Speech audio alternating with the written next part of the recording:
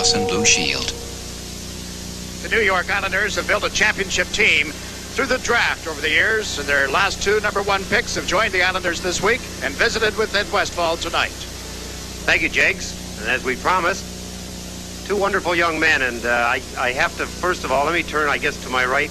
And Pat LaFontaine, my first thoughts were back when I was sitting in your position, my first National Hockey League game, nerves, obviously. But, you know, for a young fella starting his National Hockey League career, you've had a lot of experience. You played for the Detroit Midgets a couple of years ago. Then you played in the Quebec Major Junior League. And now you're in the National Hockey League. Does any one of the beginning games, and along with the Olympics, of course, does any one of the beginning games supersede starting in the National Hockey League? Well, I don't think so. You know, as a kid, my first goal and dream was always to be an NHL hockey player. And as I got older, I kind of developed an Olympic dream watching the 76 and even more so in 80.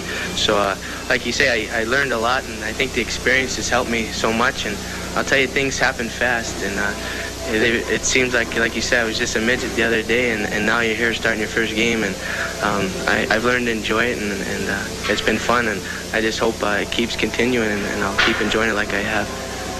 Pat LaFontaine, let me ask you this also, that when you were first drafted as an Islander, what was your first feeling?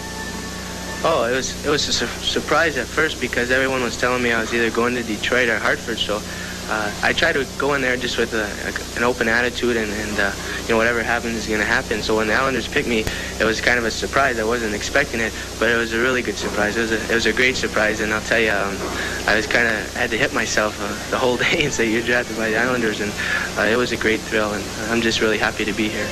I saw the interview with John Madden. What were your thoughts about John Madden? He's such a great guy in all of our eyes.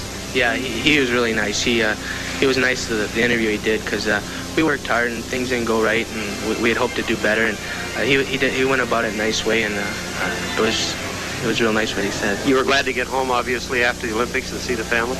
Yeah, I saw them over there. My mother and father and sister and my grandma and grandpa even came, and it was nice to see them, and even more so at home, because I got to relax and kind of, you know, put things in perspective and then get ready to come here. So I'm really excited about tonight.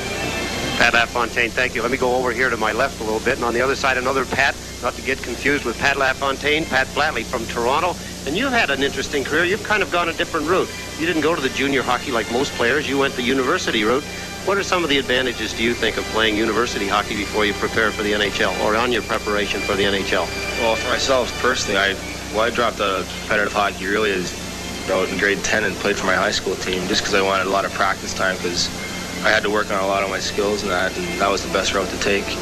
As far as going junior, my brother went junior and he got injured, and he was behind in getting his education. I wanted to get as much schooling as I could, and plus, you know, Bob Johnson was coach there, and I knew I'd learn a lot from him, and I think the practice time was probably the major reason, that and the education.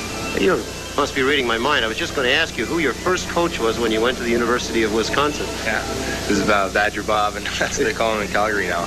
Did you enjoy working under him? Was he a big help to you? Really big help. He's an excellent motivator, and he's a really good teacher. And now that you've finished with the Olympics, you beat, of course, your teammate, the opening game. Have you guys discussed all of this before? No, we never. Well, actually, during the year, we never knew each other. We just, you know, we'd shake hands after a game of that and say hi to each other, but we never really talked. Other than the Olympics was the first time we met, sitting around in the cafeteria. And we never really talked about the Islanders there either. It just didn't seem like the right time. I'd asked Pat LaFontaine about his reaction when he was first drafted by the Islanders. What was yours? What were your first thoughts? Well, I was really excited, actually. Just be going in the first round was a great excitement. The Islanders made it even greater.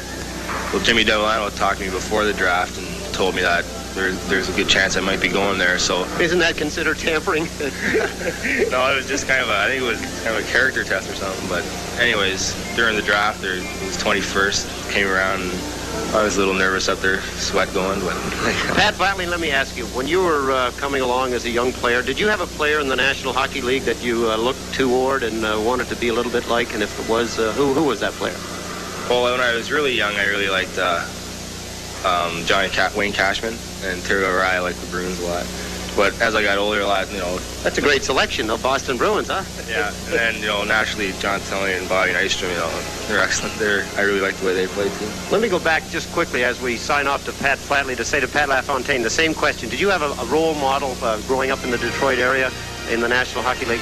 Yeah, I think Guy Lafleur was always my favorite hockey player, and Gilbert Perreault, because I used to, sit in front of the TV when the playoffs came, and I'd be watching those, when I was young, and I just really liked him a lot. And now today there's so many great players, but he was always my favorite.